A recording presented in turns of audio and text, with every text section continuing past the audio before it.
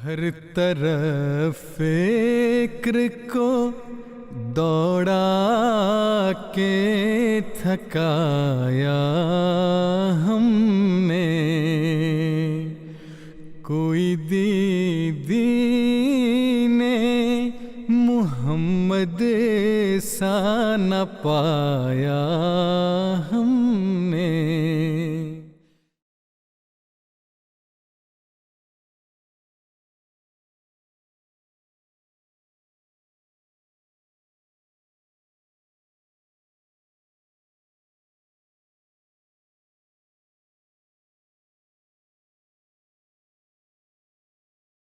عن أنس قال: قال رسول الله صلى الله عليه وسلم: والذي نفسي بيده لا يؤمن أحدكم حتى يحب لأخيه ما يحب لنفسه.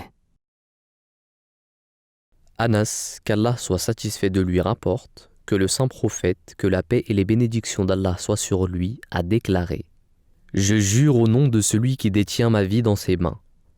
Aucun d'entre vous ne peut être véritable croyant tant qu'il n'aime pas pour son frère ce qu'il aime pour lui-même.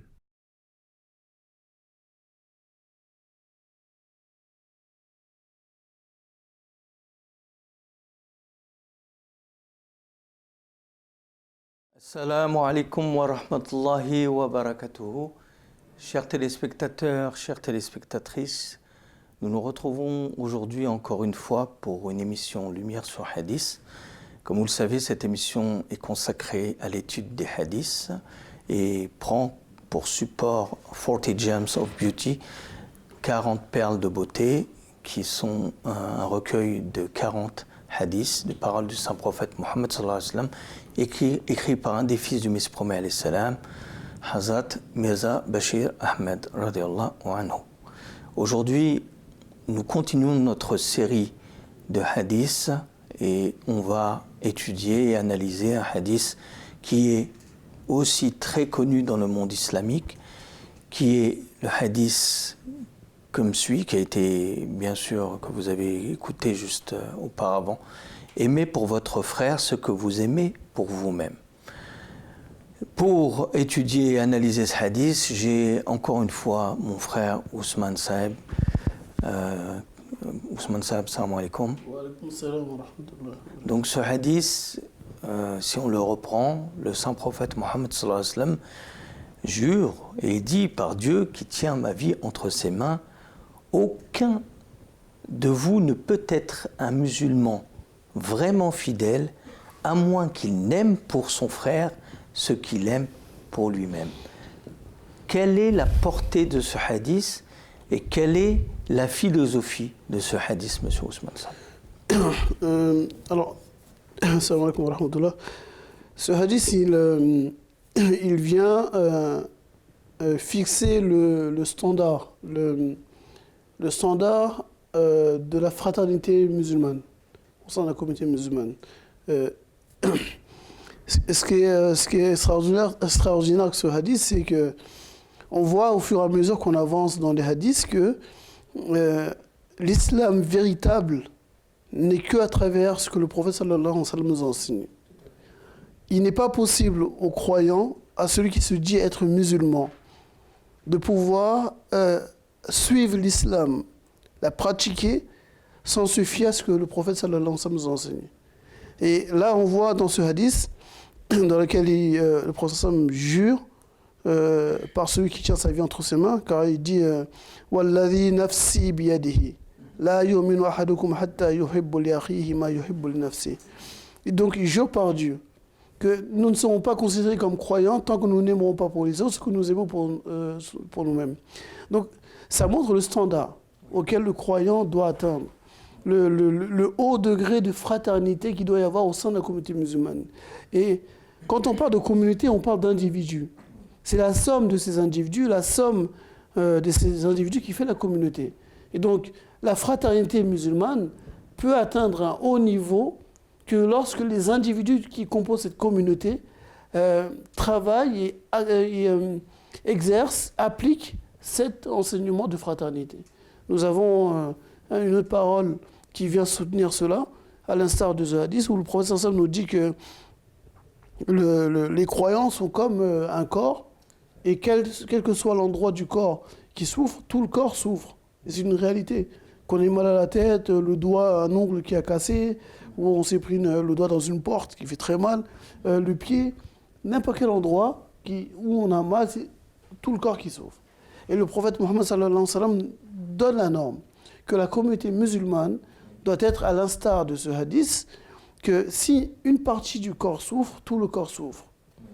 Et ce hadith qui vient ici, il vient montrer la norme la plus élevée qui existe dans la communauté musulmane, à savoir que vous devez aimer pour votre frère ce que vous aimez pour vous-même. Notamment, nous ne devons pas être à l'instar de ce que le verset du Saint-Coran qui se trouve dans la sourate Al-Mutaffifin, qui fait référence au fait que lorsqu'on fait la mesure, on ne doit pas être injuste dans la mesure. Le croyant ne doit pas faire deux poids, deux mesures. C'est ça la chose. Ce que nous faisons pour nous-mêmes, ce que nous faisons pour nos proches, pour ceux que nous aimons, nous devons faire la même chose pour l'autre personne musulmane. Celle qui n'est pas musulmane, elle bénéficie, encore une fois, de la justice, de l'équité, de la vérité musulmane.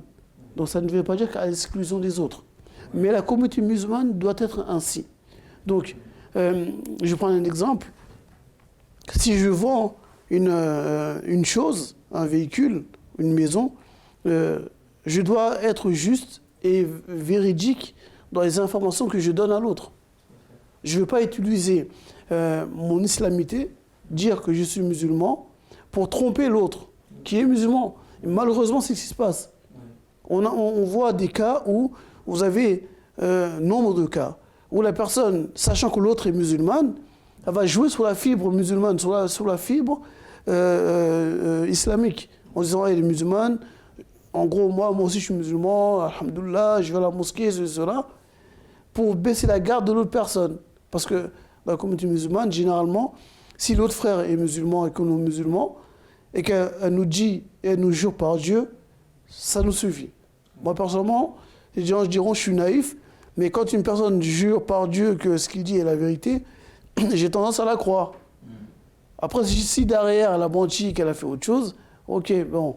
Mais la communauté musulmane était arrivée à ce stade-là. Elle avait eu ce haut niveau où les musulmans avaient totalement confiance les uns aux autres et il n'y avait pas d'injustice entre eux, voire très peu d'injustice qu'il pouvait y avoir entre eux, car la norme fixée par le prophète sallam de son vivant et les khulafas qui l'ont suivi a toujours été la norme, elle a été appliquée et elle a perduré dans la communauté musulmane. Jusqu'à aujourd'hui encore, on peut avoir des cas de personnes qui sont malhonnêtes, injustes, mais généralement une personne qui affirme son islamité, comme Allah dit dans le Saint-Coran, il dit وَقَالَ إِنَّنِي مِنَ الْمُسْلِمِينَ وَمَنْ أَحْسَنُ قَوْلًا مِمَّنْ دَعَا إِلَى اللَّهِ وَعَمِلَ صَالِحًا وَقَالَ إِنَّنِي مِنَ الْمُسْلِمِينَ. Le fait d'affirmer qu'il est musulman pose la norme. Pose la norme, montre que voilà, si je dis que je suis musulman, dans ce cas-là, c'est avec le respect de tout ce qui concerne le musulman. La vérité, l'équité, la justice, ne pas faire un tort à l'autre. Il y a un hadith aussi où Rasul Sam dit que le croyant, c'est lui dont les autres sont préservés du mal de sa main, de sa langue, et ainsi de suite. Donc, ce sont des normes qui caractérisent le musulman.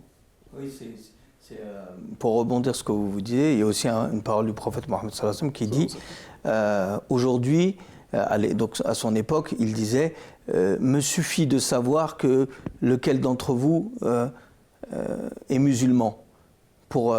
Mais il viendra un temps où je demanderai à telle ou telle personne à propos de sa moralité en fait. C'est-à-dire qu'à l'époque, comme le prophète sallallahu alayhi wa sallam, il avait bien installé cette fraternité et cette relation de confiance, l'islamité ou l'étiquette de musulman suffisait à garantir une certaine confiance. Alors que le délitement de ces valeurs-là, comme le prophète sallallahu alayhi wa sallam a été dans cette prospective du futur, montrait que le prophète aussi envisageait qu'il viendra un temps où il ne ferait des transactions qu'avec un tel et un tel. Parce que telle ou telle personne est honnête et l'autre, même au sein de la même communauté, l'est moins.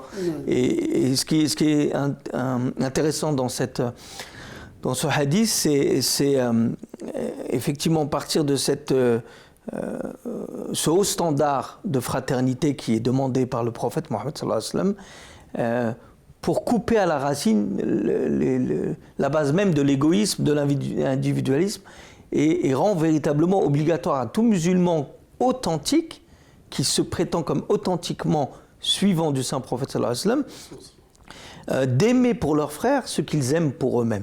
Alors ça ne veut pas dire qu'il n'y a pas toute proportion gardée des droits spéciaux à garantir par catégorie. Exemple, lorsque vous avez un père qui a sous sa responsabilité une famille, il est évident que les deux droits et les devoirs qu'il a vis-à-vis de ces membres de sa famille, donc de nourrir, de maintenir dans la bonne voie, dans l'éducation, etc., ce sont des droits spéciaux qui ne sont absolument pas niés de ce hadith-là, parce que certains auraient une vision un petit peu, comment dire, naïve de ce hadith, en disant non, il faut un petit peu ce qu'on retrouve dans l'enseignement de Jésus, c'est un peu ce qu'on a, il faut que tu aimes ton ennemi comme toi-même. Mais c'est pas du tout cette vision naïve, dans le sens où il faut aimer tout le monde en rejetant tous les droits spéciaux. Non.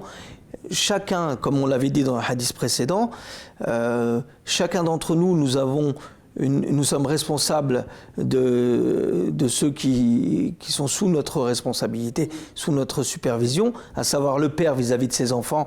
Il a un devoir de bonne éducation, de nourrir sa femme, ses enfants, les vêtir, leur donner des droits qu'on ne donnerait pas forcément à quelqu'un qu'on ne connaît pas. Donc ici, ça a une portée différente, beaucoup plus universelle, dans un cadre différent, mais aussi nous avons un devoir vis-à-vis de nos voisins, de l'étranger, etc.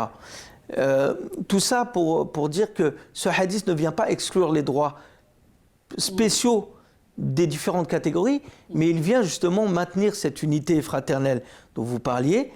Et ça ne veut pas dire, et on le verra dans d'autres hadiths qui vont suivre par la suite, ça ne veut pas dire que nous excluons aussi les autres qui ne font pas partie de cette communauté en étant injustes avec eux. C'est pas du tout ça. C'est juste effectivement cette base qui est la fraternité islamique, qui est très importante dans les enseignements qu'on retrouve du saint prophète Mohammed sallallahu alayhi wa sallam, qui disent que si nous voulons couper à la racine l'individualisme que nous trouvons dans la société actuelle exacerbé, nous devons absolument maintenir cette fraternité, la renforcer de manière à ce que l'intérêt commun, fraternel, soit toujours éveillé dans la conscience du musulman, à savoir ce que vous disiez à juste titre, que ce qui va nuire à l'individu, in fine, nuira à l'ensemble du corps fraternel, qui est le corps de la communauté musulmane dans son ensemble.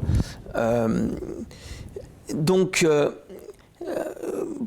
juste en fait ce rappel-là, etc., que évidemment il n'est pas question que dans cette relation fraternelle nous ayons une négation des droits de l'héritage, par exemple pour les enfants d'une personne qui hériterait. C'est pas dans cette logique-là où ce que j'ai comme bien, je vais le donner à n'importe qui et je vais nier ses droits spéciaux. On doit garder cet esprit de justice et de normes islamiques. Mais en même temps, dans nos relations quotidiennes, l'islam, il attend de chaque musulman d'aimer pour son frère ce qu'il aime pour lui-même. Et rétablir, ce que vous disiez, une certaine balance dans le traitement que nous avons vis-à-vis d'autrui, à savoir, lorsque nous sommes dans les transactions commerciales, par exemple, ça c'est l'exemple que vous avez cité, nous sommes dans une transaction commerciale, mais on peut l'étendre à énormément de sphères d'activité. Nous ne soyons pas dans une logique où on va se privilégier et on va nier les avantages que nous pouvons donner aux autres. On va plus être dans une logique de justice de répartition, et là on peut le trouver dans l'économie, on peut le retrouver dans la répartition des avantages sociaux ou autres, et on peut l'étendre à beaucoup d'autres choses. C'est juste pour dire que cette fraternité nous oblige, nous en tant que musulmans, à faire preuve de compassion et d'empathie envers autrui, à savoir ce que nous aimons pour nous-mêmes, ce que nous aimerons avoir comme traitement, eh ben on va aussi en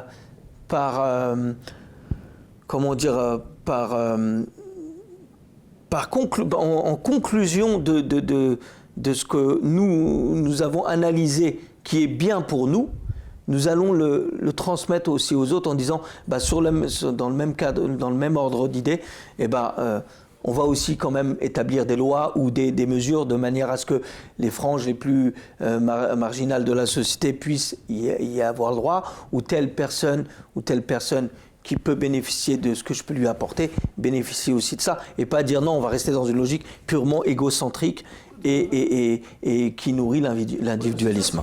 Comme vous l'avez dit, le but de ce hadith, il est d'amener le croyant à pouvoir élever le niveau spirituel très élevé, son niveau spirituel à un niveau très élevé.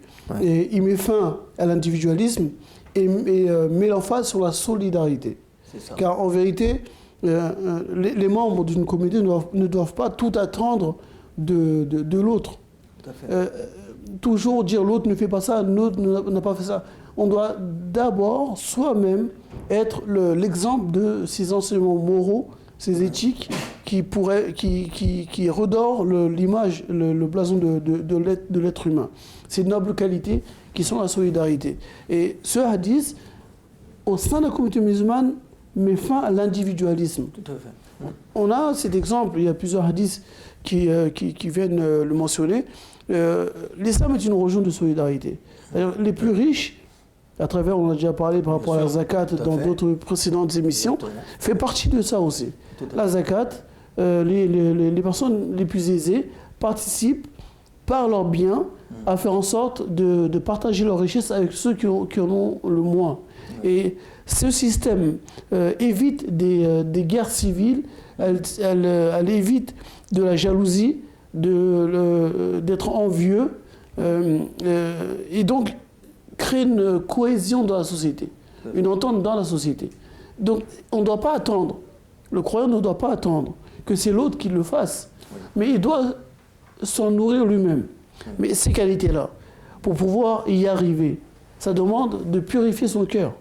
On revient encore à la question de la prière, à la question de purifier les pensées, les précédents hadiths, encore une fois, que nous avons commentés, qui en vérité tous sont une préparation à arriver à une telle chose pareille, à pouvoir appliquer un tel enseignement. Le croyant doit purifier son cœur, ses pensées, ses intentions, et le cœur étant le siège des émotions, il doit y arriver à le purifier. En le purifiant, c'est une chose qui devient beaucoup plus simple et naturelle pour lui que de le pratiquer. Tout à fait. Mais en tout cas, ce sera une personne, Rasulullah sallallahu alayhi wa sallam, je citerai d'autres hadiths dans le même sens, où il a conditionné l'entrée du paradis à cet enseignement-là. Notamment, il y a un hadith qui se trouve dans le Musnad de Imam Ahmad ibn Hanbal, où Yazid Asad al-Qasri dit, le messager de Dieu me dit, désires-tu le paradis? Oui. Et il répond oui. Et le professeur lui dit, aime donc pour ton frère ce que tu aimes pour toi-même. Oui. Il a conditionné le paradis à ça. Il y a un autre hadith qui se trouve qui a été cité par Abu Huraira radhiyallahu anhu, où le professeur il dit à Abu Huraira, aime pour les gens ce que tu aimes pour toi-même, tu seras un musulman. Donc il a conditionné l'islam à ça, il a conditionné le paradis à ça. Car une personne qui est arrivée à ce stade-là, elle ne peut pas y arriver sans avoir eu cette crainte de Dieu.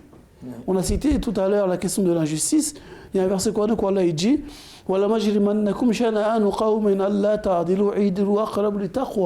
ne laissez pas l'hostilité d'un peuple vous inciter à agir autrement qu'avec justice. Oui. Et adopter la taqwa. Oui. Et Allah aime cette pratique. Donc, La purification du cœur qui permet la relation avec Allah.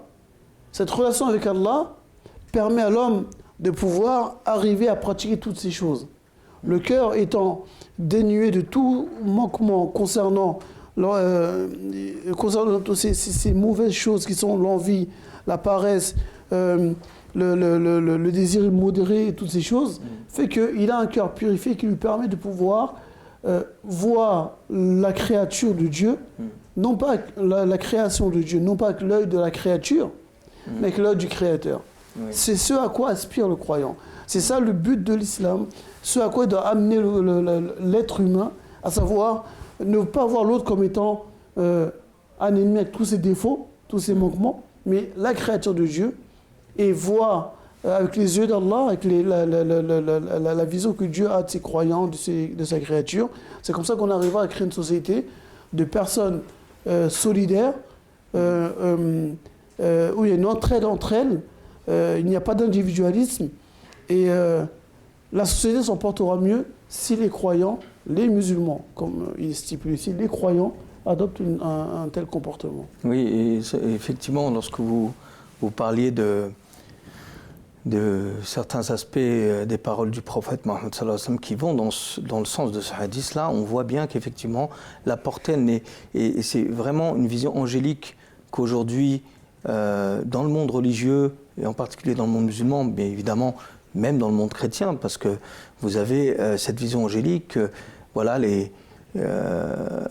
ça fait toujours, comme on dit, beau, joli de dire aime pour toi-même, pour ton frère ce que tu aimes pour toi-même. Et c'est devenu quelque chose qui est purement de l'ordre du symbolisme. Et on a malheureusement perdu l'objectif que, en fait, cet enseignement est purement pratique et quelque chose qui doit se vivre non seulement au niveau individuel dans la réforme personnelle que vous avez citée, mais elle doit amener la société et encourager l'ensemble des individus composant cette société. Bon, in fine, dans le départ, dans la société islamique qui va montrer cet exemple-là aux autres, de fraternité, où elle va enlever, comme vous le citiez, tous les obstacles qui l'empêchent de consolider cette fraternité, à savoir le premier d'entre eux qui est visé dans ce hadith, l'individualisme et l'égocentrisme et l'égoïsme, à savoir que, et là on le voit même dans le monde de l'entreprise, dans le monde de la société civile, dans le monde du travail, dans le monde de la course effrénée à la concurrence économique entre les sociétés, entre les individus lorsqu'ils veulent accéder à des positions les plus importantes. L'enseignement islamique qui est bien précisé dans ce hadith nous montre qu'effectivement l'islam cherche à promouvoir une société où les individus vont mettre l'accent sur les devoirs qu'ils ont envers la créature de Dieu, comme vous le citiez, envers Dieu in fine, dans le sens de la responsabilité qu'ils ont devant leur Seigneur en tant qu'être suprême, mais aussi dans leur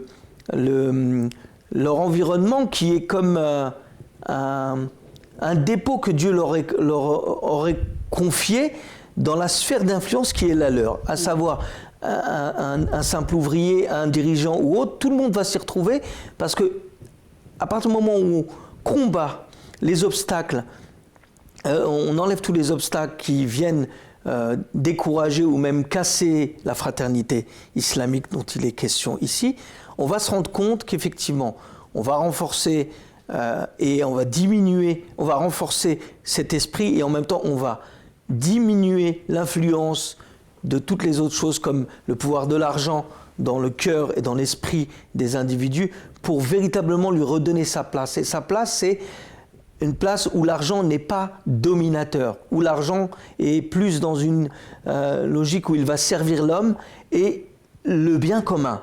Et donc ici, donc ce qu'on disait sur la zakat, mais ici en revenant à ce sujet-là, on va se rendre compte qu'effectivement l'islam cherche à promouvoir une société où les individus vont couper à la racine l'égoïsme, couper à la racine l'individualisme et vont faire en sorte que leur devoir envers autrui va aller aussi loin que faire une auto-introspection d'eux-mêmes et se dire ce que j'aime pour moi-même, je dois in fine le retransposer à mon environnement, aux individus qui composent cette société et d'abord envers mes frères pour maintenir cette cohésion et que cette cohésion puisse être une source, un générateur pour la transmettre aux autres nations. Elle n'est pas du tout exclusive, cette fraternité. Au contraire, elle diffuse cette force qui est bénéfique pour l'humanité in fine. Donc ces devoirs-là nous amènent, et ce devoir-là ne nous amène pas à cette vision angélique. Elle nous amène à véritablement une réflexion profonde sur ce qui est bénéfique pour l'humanité, ce qui est bénéfique pour le bien commun, ce qui est bénéfique pour notre société et ce qui est bénéfique pour nous en tant qu'individus dans ce qui nous procure. Alors je donne l'exemple, vous donniez l'exemple des riches, mais ce qui est le bénéfice pour le confort de l'individu est aussi bénéfique pour autrui qui en a le moins. Et donc on est dans cette optique d'encourager l'empathie et le partage et la solidarité, et de décourager tout ce qui vient déséquilibrer la société et creuser un fossé et rejeter la condition de nos semblables, si elles sont beaucoup plus fragiles, beaucoup plus malheureuses que celles que nous avons, nous. Donc véritablement, on crée un socle sur lequel l'ensemble des membres de cette communauté fraternelle va participer activement à la réforme de l'ensemble de la société. Et on voit encore dedans, dans tout ce que vous venez de dire, que si on devait le résumer, c'est le croyant doit privilégier quel est son devoir envers l'autre, oui, et le faire avec justice, avec vérité, oui, avec sincérité, plutôt que de demander quel est mon droit. Exactement. Et si dans une société où chacun réclame des droits, oui, c'est très compliqué pour l'État d'arriver à créer une justice sociale. Oui. Par contre, si chacun s'interrogeait sur qu'est-ce que moi je fais pour la société, pour la rendre meilleure, pour mon pays, pour ma nation, qu'est-ce que j'ai fait pour contribuer à améliorer le sort des gens, c'est là qu'on arrive à créer une société sereine et cohérente, de cohésion. On peut pousser plus loin encore la chose à un niveau plus élevé, c'est qu'à partir du moment où les individus ont été réformés, ils sont dans cette perspective, on en vient à une échelle plus élevée qui est l'État. Tout à fait. Et donc maintenant on parlera de relation d'État à État. Voilà. Et quand on arrive à une relation d'État à État, car en vérité la religion musulmane, l'enseignement musulman, les enseignements musulmans partent de l'individu. Pour arriver tout en haut de l'État. En haut, au niveau international. Et des États entre eux, comme vous le dites. Des États entre eux. Donc, l'islam réforme par le bas. Oui. Et ensuite, elle monte. Chaque individu, quelle que soit la position qu'elle occupe dans une société, l'enseignement lui est appliqué à lui d'abord. Tout à fait. Dans sa propre famille, dans les relations avec ses enfants, avec sa femme, ses parents. Ensuite, avec ceux qui n'est pas apparenté. Dans ce cas, il doit agir justement avec eux aussi. Ensuite, dans les relations des États. On voit que malheureusement, quand ces enseignements ne sont pas adoptés, un État va spolier les richesses d'un autre État. Oui. Et là, il va à l'encontre totalement, mais à 100% de cet enseignement islamique. Tout à fait. Moi, je suis chef d'État. Oui. Je cherche les intérêts de mon pays. Oui. Si je suis croyant, je ne dois pas chercher à créer une guerre civile dans l'autre pays, tout à fait, dans le but de le déposséder de ses biens, de ses richesses ou de son idéologie. Tout à fait. Je précise bien cette chose parce qu'aujourd'hui, des gens vont utiliser certains enseignements afin de contraindre. La ikrah fi din. L'islam n'est pas une religion de contrainte. Oui. J'aime une chose, j'aime ma foi, j'aime ma religion, j'aime mes enseignements, j'aime l'éthique que j'ai. Oui. Je l'aime pour l'autre aussi. Bien sûr. Ça ne justifie pas que je l'aime pour l'autre. Je vais utiliser cet enseignement-là afin d'imposer, par quel que soit le moyen, par des guerres, par des déstabilisations, par des subterfuges, stratagèmes, afin de l'instaurer dans ce pays. Oui. Non. Tout à fait. L'enfer est pavé de bonnes intentions. Tout à fait. On ne peut pas utiliser des mauvais moyens pour arriver à un but, quel que soit noble soit-elle. Oui, tout à fait. On doit utiliser des moyens légaux, véridiques, sincères, de taqwa, la crainte de Dieu, afin d'arriver à un résultat, à une chose que nous estimons être bonne. On voit dans les relations des musulmans aujourd'hui, entre les pays, l'Arabie Saoudite, le Yémen, ou l'Arabie Saoudite, l'Iran, l'Iran avec d'autres pays musulmans, même si chacun dira que l'autre n'est pas musulman parce qu'il n'a pas la même... Voilà. Peu importe, ils sont tous musulmans. Peu importe la croyance qu'ils ont. Mais les enseignements qui sont là ne les appliquent pas, ni à eux-mêmes, et encore moins à leur population, parce que la population va adopter la même chose, le même comportement. Donc dans tout ce que nous faisons en tant que croyants, nous devons adopter la justice et l'équité et utiliser les enseignements que Dieu nous a accordés, les droits que Dieu nous a accordés, ne pas déstabiliser, ne pas être injuste envers les autres. Un sujet très très très vaste et vraiment on pourrait en parler pendant plusieurs heures. On aura l'occasion d'en reparler sur d'autres sujets de hadith qui vont suivre de toute façon. Je vous remercie de nous avoir suivis pour cette émission. Je vous rappelle que vous pouvez nous envoyer vos questions hadith avec un s @mtafrance.tv. N'hésitez pas à aussi nous donner vos impressions et aussi nous demander des explications sur un hadith en particulier qui ne ferait pas partie de la liste des hadiths étudiés durant cette émission. Je vous remercie et je vous dis à la prochaine fois pour une toute nouvelle émission de Lumière sur Hadith. Assalamu alaikum wa rahmatullahi wa barakatuh.